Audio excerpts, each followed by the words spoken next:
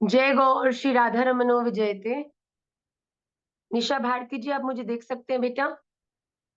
मीत अग्रवाल जी, आप मुझे सुन सकते हैं क्लियरली? आप सबका आज की निमाई पाठशाला की सूत्र स्तोत्र और शास्त्र की क्लास में बहुत बहुत स्वागत है। मैं सर्वप्रथम आप सभी को इस नवीन नव संवत की बहुत बहुत शुभकामनाएं देती हूँ। Happy new year to all of you. आज एक बड़ा ही विशेष दिन है। चैत्र की प्रतिपदा, आज नवरात्रि का भी प्रारंभ है। आज वो दिन है जहाँ पर प्रतिदिन आप लोगों की सेवा में रहने वाली वो माता, वो बहन, वो पत्नी, वो बेटी का हम सबको पुनश्च बार-बार दंडवत प्रणाम करके धन्यवाद व्यक्त करना चाहिए, जो हमारे जीवन में कितने रूपों में हमारी सहायक होकर हमारे जीवन को सहज बनाती हैं। तो आइए आज की क्लास में हम प्रवेश करें उससे पहले श्री राधा रमन लाल के श्री चरणों में दंडवत प्रणाम करके आज की कक्षा को प्रारंभ करते हैं। कृष्णाय वासुदेवाय हरये परमात्मने प्रणतः क्लेशनाशाय गोविन्दाय नमो नमः। सच्चिदानंद रूपाय विश्वोत्पत्त्यादिहेतवे तापत्रय विनाशाय श्रीकृष्णाय वयं नुमः। श्रीरामाय वयं नुमः। श्रीगौराय वयं नुमः। वन्देऽहं श्रीगुरौ श्रीयुतपदकमलं श्रीगुरुन् वैष्णवांश्च श्रीरूपं साग्रजातं सहगण रघुनाथान् वितं तं सजीवम् साद्वैतं सावधूतं परिजनसहितं कृष्ण चैतन्य देवं श्री राधा कृष्ण पादान् सहगण ललिता श्री विशाखान्वितांश्च। अहो भाग्यं गौरमार्गानुवर्तिनां देवो राधारमन्यत्र यद्गुरुर्गुणमञ्जरी। पंचतत्वात्मकं कृष्णं भक्तरूपस्वरूपकं भक्तावतारं भक्ताख्यं नमामि भक्तशक्तिकम्।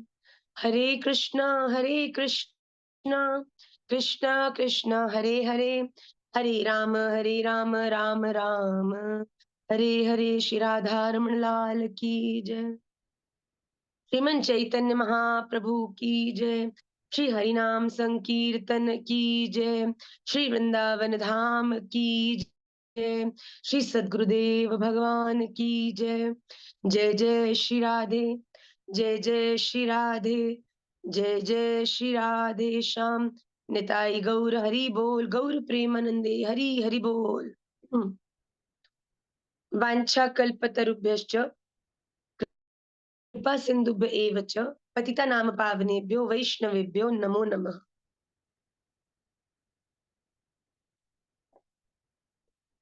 आप सभी का मैं निमाई पाठशाला की आज की सूत्र स्तोत्र और शास्त्र की क्लास में खूब खूब स्वागत करती हूँ। निशा गुप्ता जी, आप मुझे सुन सकते हैं बेटा क्लियरली? कई बच्चों का मैसेज आ रहा है कि वो मुझे ऑडिबल नहीं है, मैं उनके लिए, तो प्लीज आप अपने घर में जो आपका वीडियो कैमरा है उसकी वॉल्यूम बढ़ाइए, तो मैं आपको ऑडिबल हो जाऊंगी। मेरी तरफ से वॉल्यूम पूरी है। आज बड़ा ही विलक्षण दिन है। आज हम लोग इंदौर में हैं अभी, और 9 o'clock मेरी उड़न खटोला है वापस, तो इसीलिए आज हमने क्लास को 6 o'clock रखा, क्योंकि 7 o'clock मुझे निमाई दादा और सामान को उठाकर भगना airport, so that I am able to catch the flight back home. पर इंदौर वासियों ने तो भैया हमारा दिल जीत लिया। क्या अद्भुत! इंदौर में इतना अद्भुत क्रम रहा। About 700 to 800 people were there for the Cinemai Pathshala session. कल TED Talk था, which was very very successful as well. तो हम तो जा रहा है शरीर, पर दिल हमारा इंदौर में ही रह रहा है। इतना उत्साह! हम सोचते हैं राधा रमन लाल ऐसा क्या मैं कर रही हूँ? ना भजन हो पा रहा है, ना सेवा हो पा रही है, कि मुझ पर इतने आपको प्रेम आ क्यों रहा है? तो मुझे आज पता चल रहा है कि दरअसल ये प्रेम और भजन या सेवा का बल मेरा नहीं, ये आप सबके हृदय में जो मेरे प्रति इतना वात्सल्य, मेरी मातृ के प्रति अपना जो प्रेम वात्सल्य है, उसके कारण ही राधा रमन लाल खूब आनंद से मुझ पर वो कृपा और प्रेम परिवर्षित कर रहे हैं। तो मैं आप सबको खूब सारा प्यार, मेरे लिए आप में से एक भी राधा रमन से कम नहीं है मेरे लिए, और ये मैं और मेरा हृदय जानता है कि आप सबसे मिलना मेरे पूरे हफ्ते के लिए मेरा सबसे प्रिय समय होता है, जिसे मैं प्रयास करके इस दुनिया की किसी भी चीज़ के लिए मैं मिस नहीं करना चाहती हूँ, क्योंकि मुझे पता है मेरा मुझ में कुछ नहीं, जो कुछ है सब आप सो ही हैं। तो आप सबको सबसे पहले खूब-खूब आज इमोशनैलिटी का जो स्तर है वो थोड़ा ज़्यादा भरा हुआ है। आई डोंट नो आज श्लोकों में कौन-सा जो भगवान बताने वाले तार्किक भाव है वो कैसे प्रकट होंगे, पर खूब आनंद रहा इंदौर में। अभी अप्रैल के अंदर हम लोग जयपुर आ रहे हैं, तो उसकी भी सूचना जल्दी सबको दे दी जाएगी, एक और सेशन, एक यूनिवर्सिटी टॉक के लिए। तो होपफुली जयपुर में भी ऐसा ही आनंद और उत्साह होगा। आइए आज की हम मूल क्लास की ओर प्रवेश करते हैं। इस समय श्रीमद् भगवत गीता के 15वें अध्याय, जिसे पुरुषोत्तम अध्याय कहा जाता है, जो भगवान के लिए अति प्रिय है, क्योंकि ये भगवान ने इस अध्याय में अपने सबसे गुह्यतम रहस्य का प्रकाश किया है। तो आज तक अभी तक पिछले श्लोकों में हमने पढ़ा कि भगवान ने कहा है कि मेरी प्रकृति का जो निर्णय है उसमें जो जड़ है वो ऊपर की तरफ है। क्यों? क्योंकि भगवान ऊपर है, और प्रकृति के अधीन सात्विक, राजसिक, तामसिक गुणों वाली शाखाएँ, ओके, बहुत लंबा मैसेज था इसलिए मैंने पढ़ा। Kindly don't write in the chat box, please stop distracting. और कुछ बच्चे बहुत अच्छे तरह के मॉनिटर बनते हैं और दूसरों को मना करते हैं, तो दो औरों को भी ये समझना चाहिए कि जब क्लास शुरू हो जाती है तो उधम खत्म हो जाना चाहिए। आप सबकी मुझे राधे राधे और मेरी आप सबको राधे राधे। प्लीज अब चैट बॉक्स में टाइप मत करिए। तो भगवान ने बोला कि मैं जड़ हूँ, इस पूरी दुनिया का सोर्स हूँ, जड़ में जो भी चीज़ डाली जाती है, वो उस पेड़ को पोषित करती है और बड़ा करती है। तो भगवान भी ऊपर है और जड़ तत्व है, जो जड़ तत्व नहीं है, उस पेड़ में जड़ के समान है जो ऊपर की ओर है, और जो शाखाएँ हैं, अगर आपके जीवन में सात्विक गुण बढ़ता है, तो सात्विक शाखाएँ ऊपर की ओर, जड़ की ओर बढ़ती हुई आपको भगवान की तरफ ले जाती हैं। पर वही अगर आपके जीवन में राजसिक या तामसिक गुण की प्रवृत्ति ज़्यादा है, तो फिर वही जो शाखाएँ हैं, वो आपको नीचे की ओर, पेड़ की शाखाओं की ओर ले जाएगी, जो कि नीचे की तरफ प्रकृति का स्थान है। अर्थात आपको दोबारा से संसार में पुनर्जन्म लेने पर वो मजबूर करती है। आज की जो क्लास है उसमें भी भगवान ने इस जन्म और मरण के तत्व को ही समझाते हुए बड़ी सुंदर बात कही है। आइए आपकी स्क्रीन पर आज का फर्स्ट श्लोक रिफ्लेक्ट करेगा।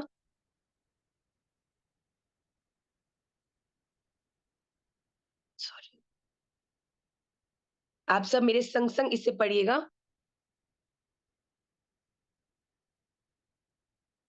हुँ।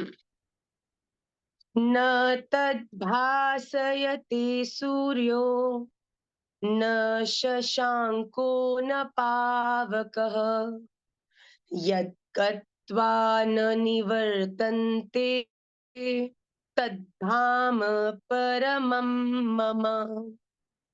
न तत् भासयते सूर्यः न शशांकः न पावकः यद्गत्वा न निवर्तन्ते तद्धाम परमं मम।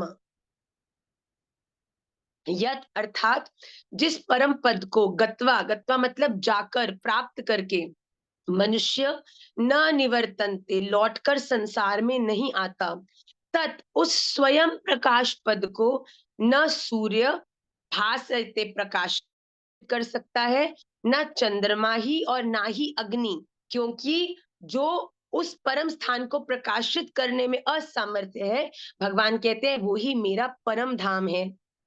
देखिए, इस दुनिया में जब सूर्य उदय होता है तब प्रकाश होता है, चंद्रमा आता है तो रोशनी होती है, अग्नि जलती है तो चीज़ें दिखने लगती हैं, पर ये प्रकृति के अंदर प्रकाश करने के साधन हैं। भगवान कहते हैं मेरा वो परम धाम, जिसमें ना सूर्य को प्रकाशित करने की सामर्थ्य है, ना ही चंद्रमा और ना ही अग्नि, क्यों? क्योंकि वो स्वयं प्रकाशित स्थान, जो मेरा परम धाम है, उस परम धाम में एक बार जाने पर कोई भी व्यक्ति कभी वापस नहीं आता। वो संसार चक्र से मुक्त हो जाता है। सूर्य जिस प्रकाश से बना है, वो मेरे परम धाम का प्रकाश है। चंद्रमा की जो चंद्रिका है, जिसमें वो बल है कि वो एक गहन रात्रि में भी प्रकाश कर दे, वो प्रकाश करने की सामर्थ्य मेरे परम धाम की है। तो ये प्रकृति की चीजें भगवान के या भगवान के परम धाम के, can you see me now? भगवान के या भगवान के परम धाम को प्रकाशित करने में असफल है, क्योंकि भगवान के परम धाम से ही इन चीजों का उदय हुआ है, जिसके कारण ये प्रकृति को, भगवान की बनाई हुई इस दुनिया को प्रकाशित कर रही हैं। तो भगवान कहते हैं मेरा परम धाम कौन सा धाम है? उसकी डेफिनेशन ये है, ये वो स्थान है जिसको प्राप्त करने के बाद, जहां पर पहुंचने के बाद, ये वो डेस्टिनेशन है जिसको एक बार अगर कोई व्यक्ति पहुंच जाता है, तो फिर कभी लौटकर वापस इस दुनिया में नहीं आता। उसे वो परम शांति प्राप्त हो जाती है, परम सेवा प्राप्त हो जाती है। अगले श्लोक को देखिए, इस चीज को भगवान क्लियर करते हुए और बता रहे हैं।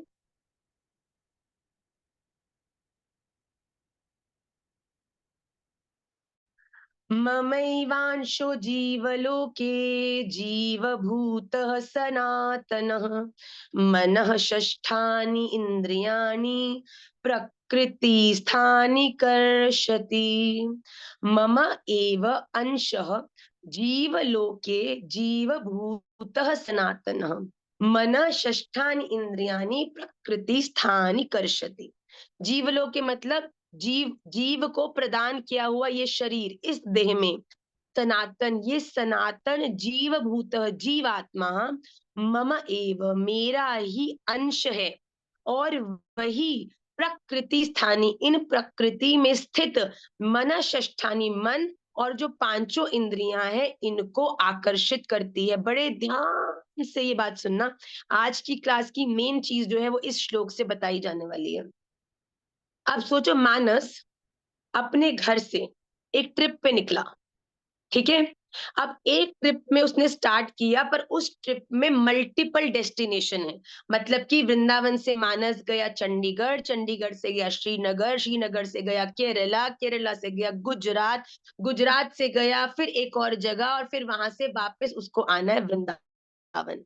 एक बात सुनिएगा बड़े ध्यान से, मानस की जो यात्रा अपने घर से प्रारंभ हुई, वो अपने घर से निकला हुआ तब तक उस परम शांति या परम ठहराव का अनुभव नहीं कर सकता, जब तक वो वापस अपने परम धाम अर्थात अपने एटर्नल घर, अपने घर में नहीं पहुंचता। वो एक जगह जाएगा, 2 दिन रुकेगा, उसके बाद फिर बैक पैक करेगा, फिर तीसरी जगह जाएगा।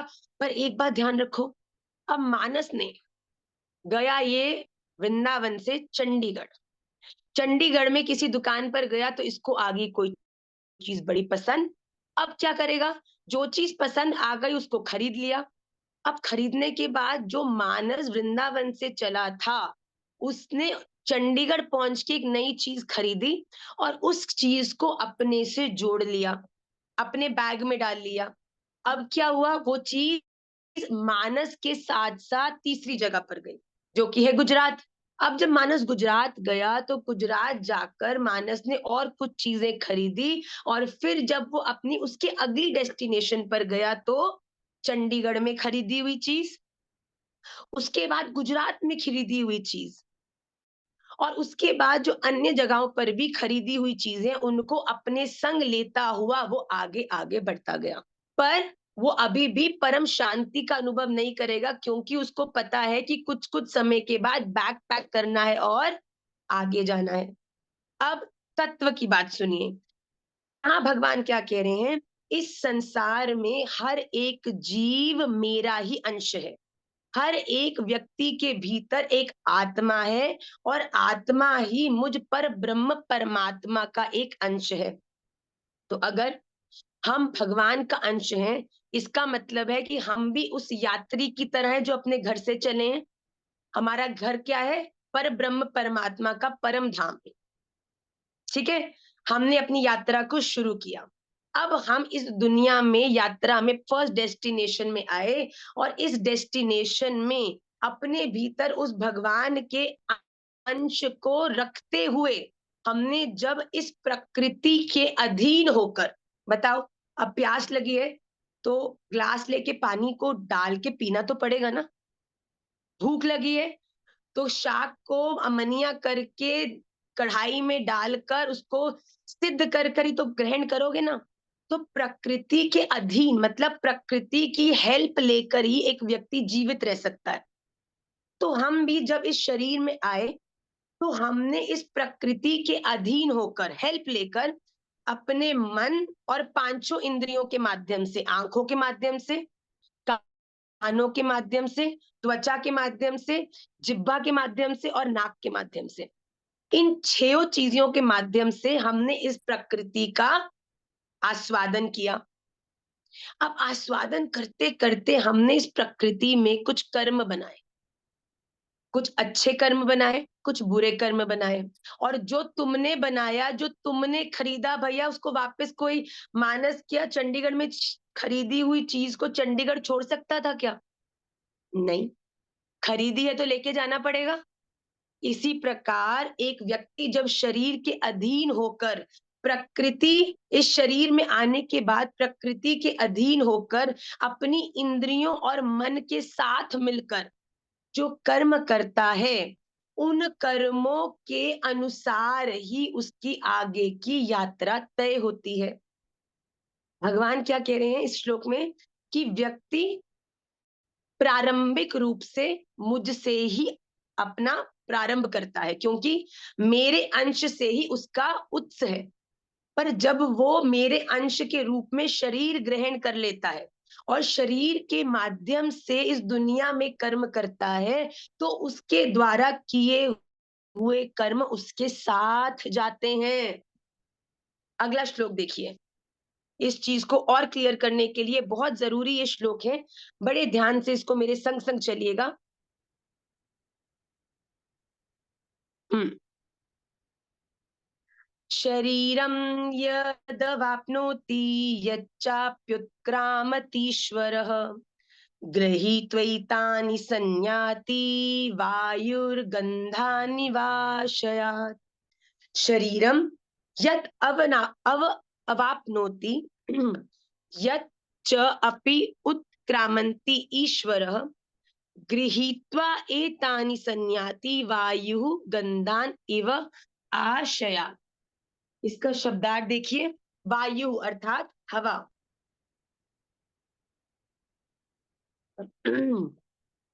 आशयात गंध के स्थान से, गंधान गंध को, इव जैसे ग्रहण करके ले जाती है, वैसे ही ईश्वर देहादि का स्वामी जीव आत्मा भी यत उत्क्रामति जिस शरीर का त्याग करता है, तस्मात उससे, एतानी इस मन सहित इंद्रियों को ग्रहण करके, च यत शरीरम फिर जिस शरीर को अवाप्नोति प्राप्त होता है उसमें जाता है।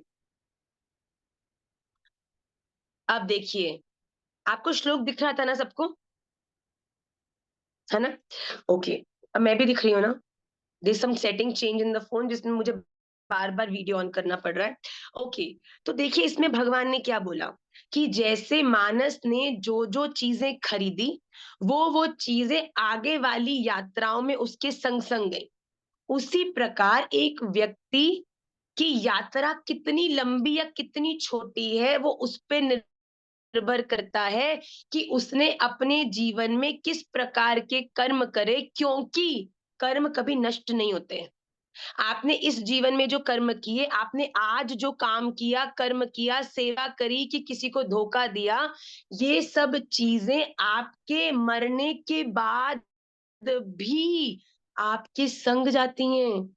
आपका जो ये स्वभाव है, आपका जो ये संस्कार, हम बोलते हैं ना कि कोई व्यक्ति किसी चीज में बचपन से ही बड़ा उसकी रुचि होती है।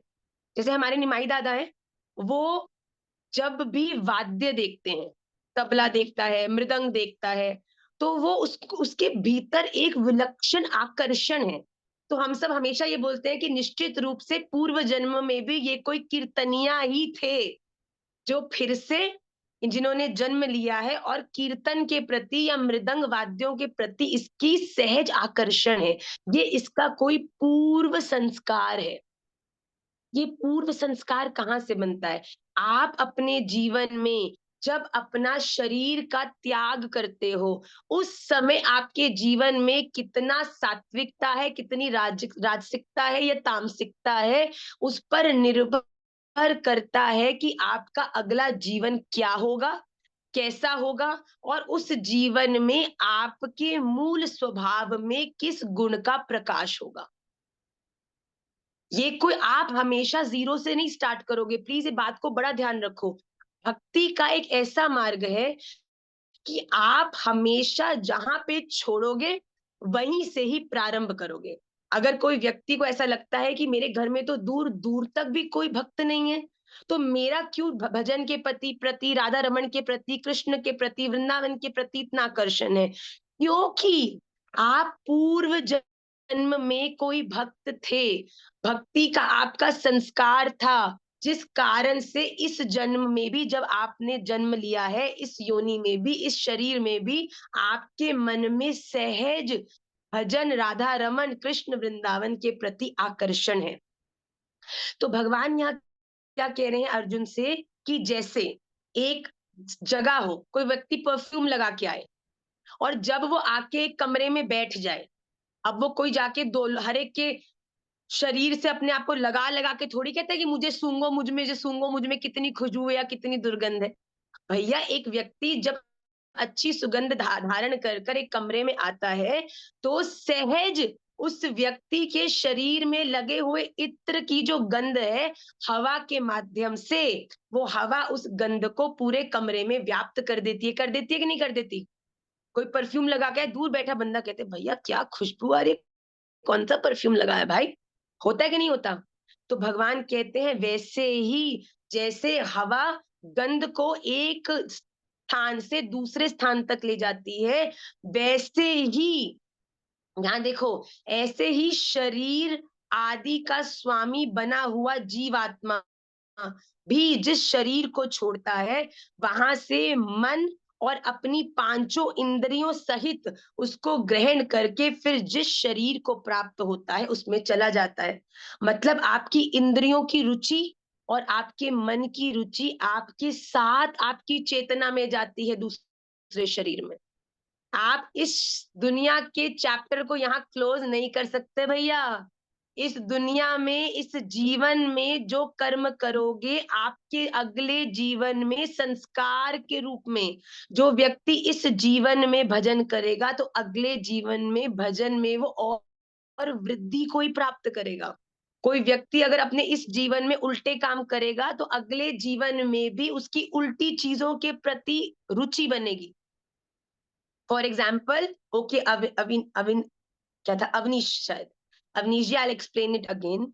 जैसे कि एक अच्छी परफ्यूम लगा के आया हुआ व्यक्ति अगर एक जगह बैठता है, तो हवा के माध्यम से उसके उस परफ्यूम की जो खुशबू है वो पूरे कमरे में बैठे हुए हर व्यक्ति को सूंघने में आती है। वैसे ही एक व्यक्ति जब अपना शरीर त्याग करता है, उसके द्वारा किए हुए जो कर्म होते हैं, उसके द्वारा उन कर्मों में करने से उसकी जो रुचि बनती है जीवन में, उसके जो इंद्रियों के इन उनकी उसकी इंद्रियों के द्वारा जो भी कर्म किए जाते हैं, उसकी रुचि बन जाती है, मन की जो इच्छाएँ बन जाती हैं, वो सब उसके संग जैसे हवा के संग सुगंध ट्रैवल करती है, वैसे ही उस व्यक्ति के संग उसके मन और इंद्रियों की रुचि ट्रैवल करके अगले शरीर तक जाती है।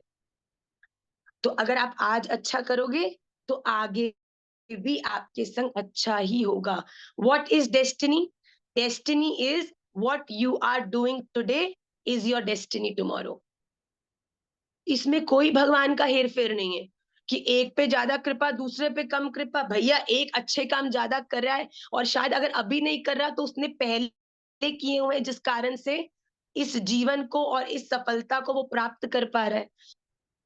तो भगवान ने स्पष्ट कह दिया कि एक व्यक्ति अपनी इंद्रियों की रुचि और मन की आकांक्षाओं को शरीर त्याग करने के बाद भी अपनी चेतना में, अपनी आत्मा में संस्कारों के रूप में अगले शरीर में लेकर जाता है।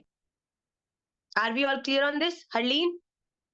आज क्या हरलीन ने नृत्य किया है भैया। हम जैसे ही इंदौर पहुंचे, हरलीन ने हमारे स्वागत में एक ऐसी भाव प्रस्तुति करी, उसको हम एज इट इज हम यूट्यूब पर डलवाएंगे कि पहुंचते ही हम तो वहां बैठ के रोने चालू हो गए। हमने कहा भैया अब तो कोई सेशन होएगा ना, इतना इतना प्यारा लाली, खूब तुझे आशीर्वाद। तो आइए अगले श्लोक को देखें कि अगले श्लोक में इसी बात को और विस्तार करते हुए भगवान क्या कहते हैं।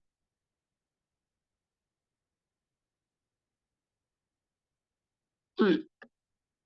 श्रोत्रं चक्षुस्पर्शनं च रसनं घ्राणमेव च अधिष्ठाय मनश्चायं विषयानुपसेवते। अयम ये जीवात्मा किन किन इंद्रियों से, श्रोत मतलब कान, चक्षु मतलब आंखें, स्पर्श मतलब त्वचा, रसनम मतलब जिह्वा, ग्राणम मतलब सॉरी रसनम मतलब रसना, ग्राणम मतलब घ्राण और मन मतलब मन, अधिष्ठाय इन सबको आश्रय करके अर्थात इन सबके सहारे से ही विषयों का सेवन करता है। अर्थात इस प्रकृति में आप जो अपना संपर्क या संबंध बनाते हो, चाहे सात्विकता से, राजसिकता से, चाहे तामसिकता से, उसके मीडियम केवल ये 6 रास्ते ही हैं। आपके नेत्र, आपके कान, आपकी त्वचा, आपकी नासिका, आपका मुख या आपका मन। कुछ चीजों से हम लोग उनकी सुगंध के कारण जुड़ जाते हैं, कुछ हे राधा रमन सॉरी,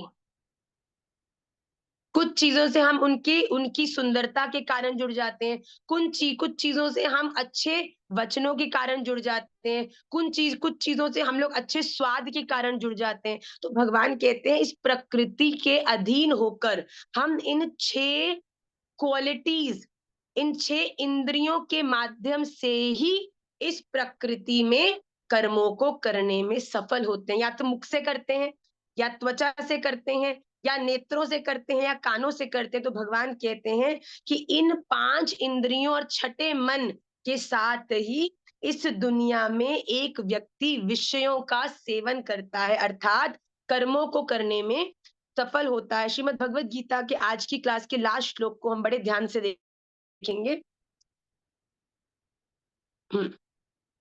उत्क्रामन्तं स्थितं वापि भुञ्जानं वा गुणान्वितं विमूढानानुपश्यन्ति पश्यन्ति ज्ञानचक्षुषः।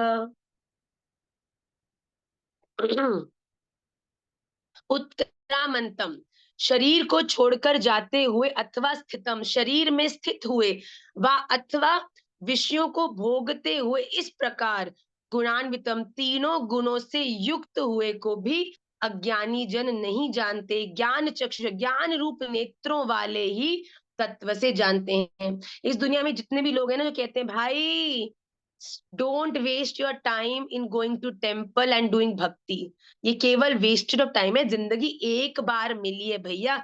जो ये मूवी थी ना, sorry sorry sorry sorry, can you see me now, there is some change setting. जो ये मूवी थी ना, जिंदगी ना मिलेगी दोबारा, ये सबसे सबसे बड़ा असत्य है। जो लोग ये सोचते हैं ना कि ये जिंदगी आपको दोबारा नहीं मिलेगी, या फिर ये जो जिंदगी है केवल एक ही बार आपको मिलने वाली है, ये जीवन केवल एक बार ही आपको मिला है फिर कभी नहीं मिलेगा, ये बिल्कुल सत्य बात नहीं है।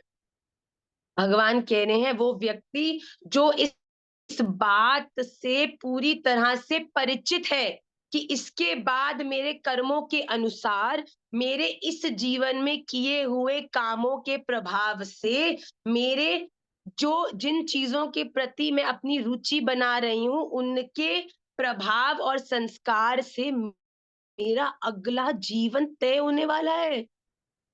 कई लोग जो सोचते हैं ना कि हमारे ठाकुर जी न जाने हमने क्या उल्टे काम किए थे पिछले जन्मों के, आपने हमको इतने कर्रे परिवार में जन्म दिया है, जहाँ झूठ बोल-बोल के तो हमको भक्ति करनी पड़ती है, झूठ बोल-बोल के तो मंदिर जाना पड़ता है। तो बेटा इस जीवन में करी हुई भक्ति आपकी गति और आपकी परिस्थिति को और सुंदर ही बनाएगी, कि इतनी प्रतिकूलता में होने के बाद भी आपने अपने प्रयास, भजन और राधा रमन को कभी नहीं छोड़ा।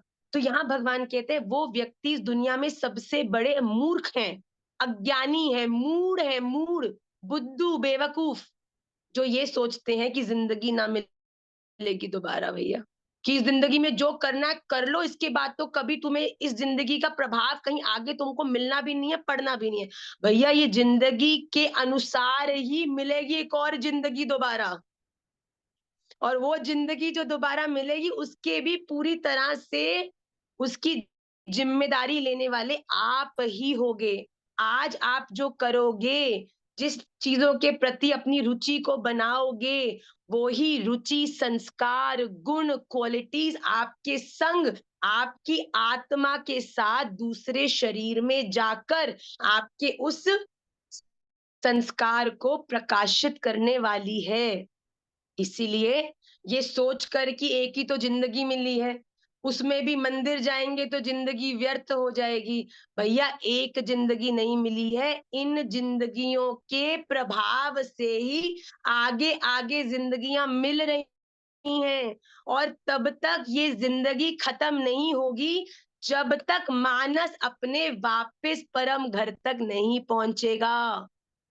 और वो तब तक परम घर तक नहीं पहुँचेगा जब तक अच्छे कर्म करते अपनी उस ज़िंदगी की संस्कारों को, स्थिति को और बेहतर करते हम अच्छी योनियों में जाते हुए, अच्छे परिवारों में, अच्छे स्थिति में राधा रमणीय होके, हो सकता है आपका अगर भजन जीवन में इतना अच्छा हो सकता है अगले जन्म में आपको वृंदावन में जन्म मिल जाए।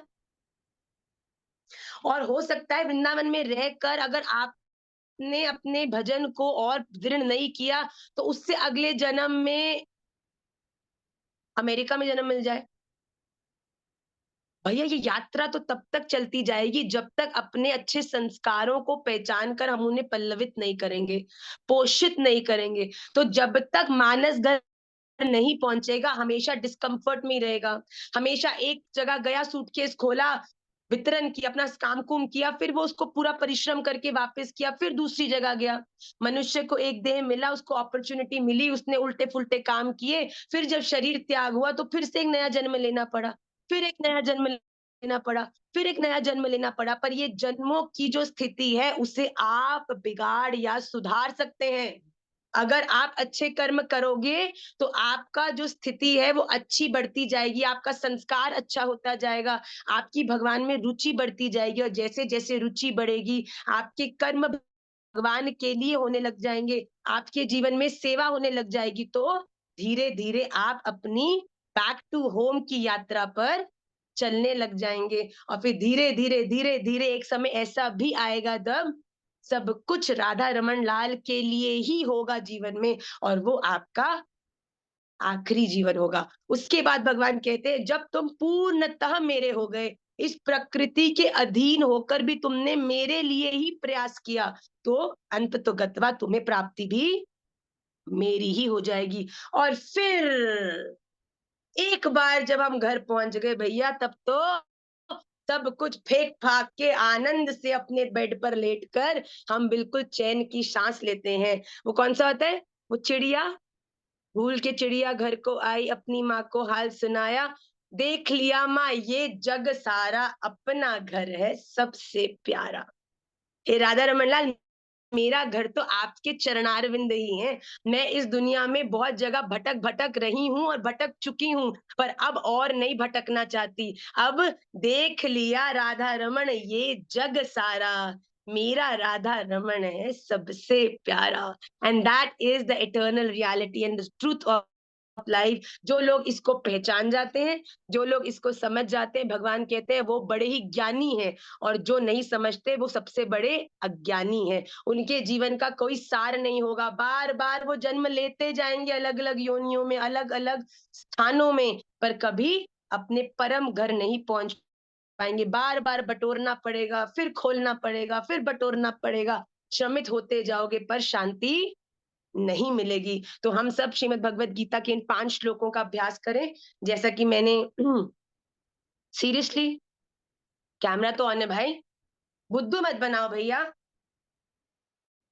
तो अभी तक हमने जो 5 श्लोक किए, मेरा ऐसा निवेदन है, बाप रे! जितना मैंने मना किया उतना ही आप लोग लिखने में लग रहे हो भाई। चलो, फिजिकल क्लास होती ना तो कान करती मैं, अब तुम वर्चुअली कान जो भी लिख रहा है ना, रवि जी, मैया जी जय हो, नहीं आपकी जय हो। लिख लो भाई, तुम लिख लो पहले। सूत्र नहीं सुनाऊंगी आज मैं, लिखो। वाह क्या बड़ा मैसेज लिखा, गुम गया। और लिखो और लिखो। अब कुछ बच्चे तो इतने चतुर है कि मुझे प्राइवेट में लिख रहे हैं कि बाकी सारी क्लास गाली नहीं दे उनको।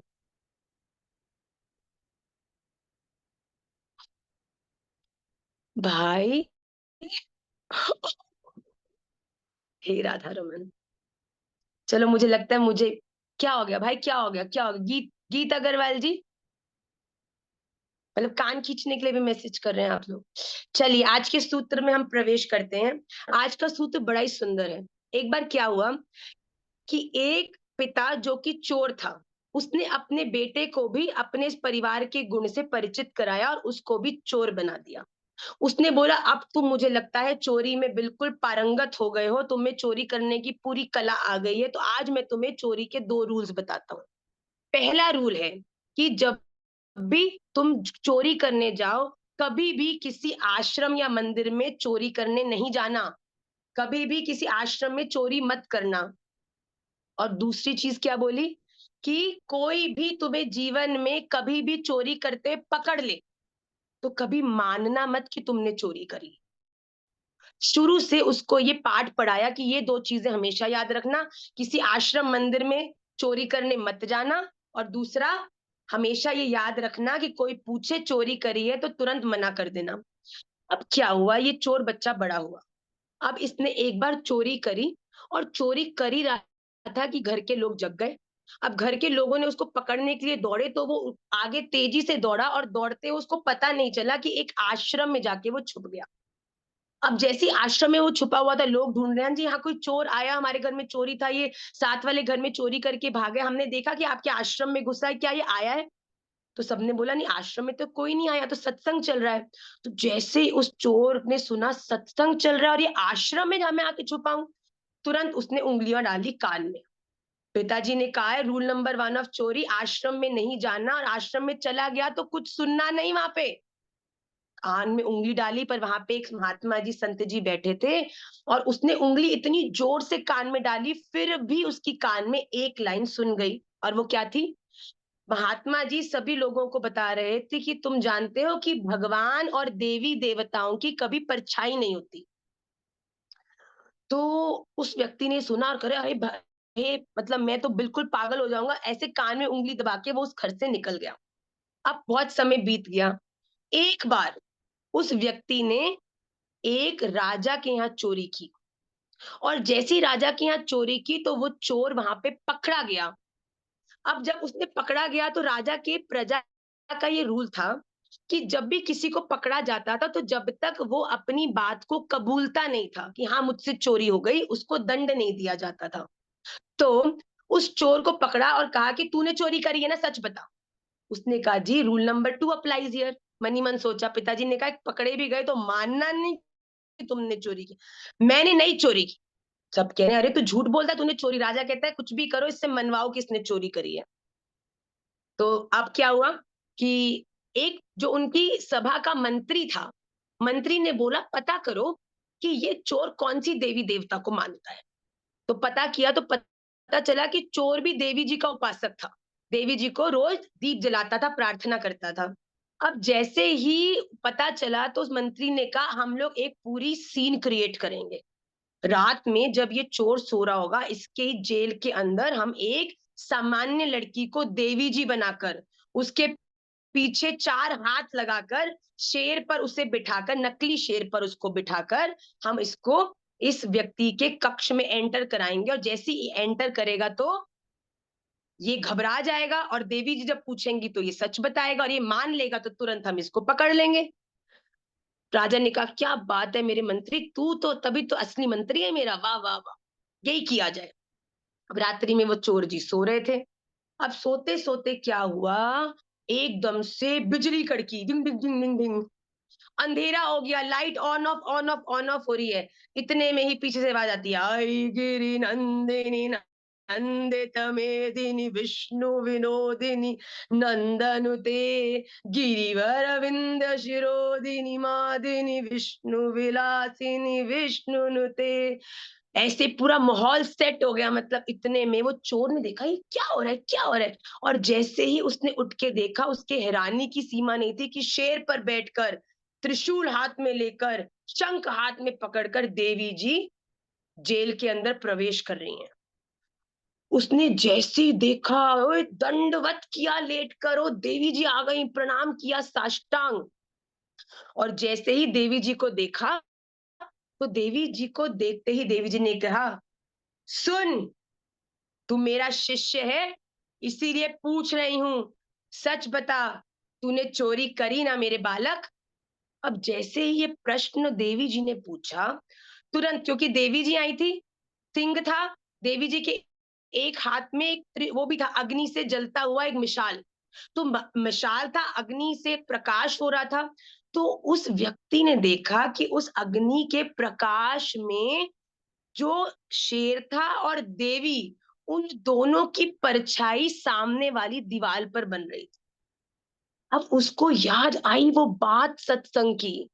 भैया, कान में उंगली तो डाल ली थी, पर उस सत्संग में बोला था कि देवी देवताओं की परछाई नहीं बनती। तो इसका मतलब है कि मुझे बुद्धू बनाया जा रहा है, क्योंकि इस देवी की तो परछाई बन रही है। तो उस चोर ने भी कहा, नहीं देवी माँ, आप तो मेरी इष्ट हो, आप तो मेरे सामने खड़ी हो, मैं आपसे कैसे झूठ बोलूंगा, मैंने चोरी नहीं करी। देवी जी तथास्तु बोल के बाहर आ गई। मंत्री ने जाके राजा के सामने हाथ जोड़े, राजा जी, ये पक्का चोरी इसने नहीं करी, क्योंकि देवी सामने आई और फिर भी इसने वही बात कही कि मैंने चोरी नहीं की। राजा ने कहा, बहुत सुंदर बात, तो फिर ढूंढो असली चोर कौन है, और इसको सम्मान देकर, इसको कुछ सोने की अशर्फियां देकर, अच्छे से भोजन पवाकर, इसको सम्मान के साथ, चोर जी को सम्मान के साथ इस राज महल से बाहर निकाल दिया जाए, भेज दिया जाए। देखो भैया, बात तो जोर की थी, चोरी तो चोर ने ही करी थी, पर आज उस चोरी का घमंड नहीं था, आज आंखों में आंसू थे कि महात्मा के द्वारा उस सत्संग में बिना रुचि के भी जाने के बाद, बिना किसी प्रयास के बाद भी अगर गलती से एक अच्छी बात कान में पड़ गई, तो कहाँ आजीवन इस जेल के अंदर सड़ना पड़ता। पर उस पड़ी हुई बात ने ऐसी कृपा कर दी कि राजा के राज्य से चोरी करने के बाद भी अच्छा भोजन, इतना सारा धन मिलने के बाद सम्मान से वापस भेजा जा रहा है। अगर एक बात सुनने से ये हो सकता है, तो अगर सत्संग में जाके बैठ जाऊँगा, तो न जाने मेरा जीवन क्या बन जाएगा भैया, न जाने क्या मेरे जीवन का प्रकाश हो जाएगा कि फिर मैं अपने जीवन में कभी भी कोई अपराध नहीं कर पाऊँगा भैया। It is very, very, very, very important कि हम अपने जीवन में जितना अच्छा संग करेंगे, जितने अच्छे लोगों से बात करेंगे, जितने अच्छे कर्म करेंगे, coming back to Bhagavad Gita, ममैवांशो जीवलोके जीवभूत सनातनः मनःषष्ठानि इन्द्रियाणि प्रकृतिस्थानि कर्षति शरीरं यद्वाप्नोति यच्चाप्युत्क्रामतीश्वरः गृहीत्वैतानि संयाति वायुर्गन्धानिवासः श्रोत्रं चक्षुस्पर्शनं च रसनं घ्राणमेव च अधिष्ठाय मनश्चायं विषयानुपसेवते उत्क्रामन्तं स्थितं वापि भुञ्जानं वा गुणान्वितं विमूढानानुपश्यन्ति पश्यन्ति ज्ञान चक्षुषः। ये केवल वो ही व्यक्ति इस बात को समझ पाएगा जो देख पाएगा, जो ज्ञानी है। वो ज्ञान की बात क्या है कि हमारे जीवन में हमारे द्वारा किया हुआ अच्छा संग, अच्छे कर्म, अच्छी बातें, अच्छी चीजें हमें अच्छाई की ओर ले जाती हैं, और वो ही अच्छाई हमारे जीवन में संस्कार बनकर हमें और भगवान की तरफ, अपने उस परम धाम की ओर ले जाने में सफल बनाती है। तो हम सब भी ज़्यादा से ज़्यादा अच्छे लोगों का संग करें, ज़्यादा से ज़्यादा कथा श्रवण, अच्छी बातों का श्रवण करें, सेवा करें, दुनिया में हर एक को प्रसन्नता रूपी उपहार दान करते चलें और सबके जीवन में सबके प्रति उनका हित हो, राधा रमन डाल के चरणों की रतिमति गति उन्हें मिले, सब इस जीवन में खुश रहें, सब अपने जीवन में सफल रहें, ऐसी प्रार्थना करते हुए राधा रमन जी से आगे बढ़ते चलें। यही आज की क्लास का सूत्र भी था।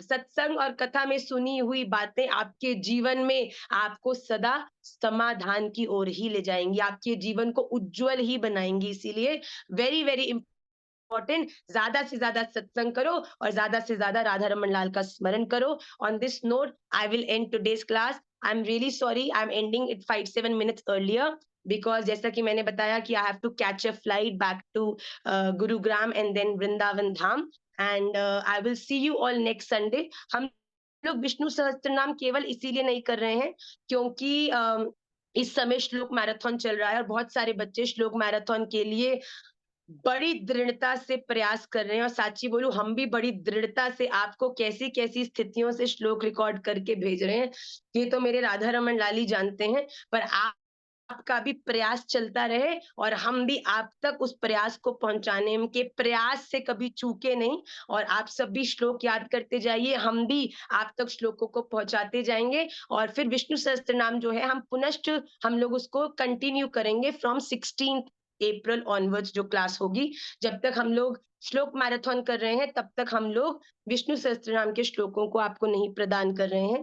Please take good care of yourself. जो लोग जयपुर में हैं, hopefully see you next month and श्लोकों को याद करते जाइए, एग्जामिनेशन के लिए एक्साइटेड रहिए।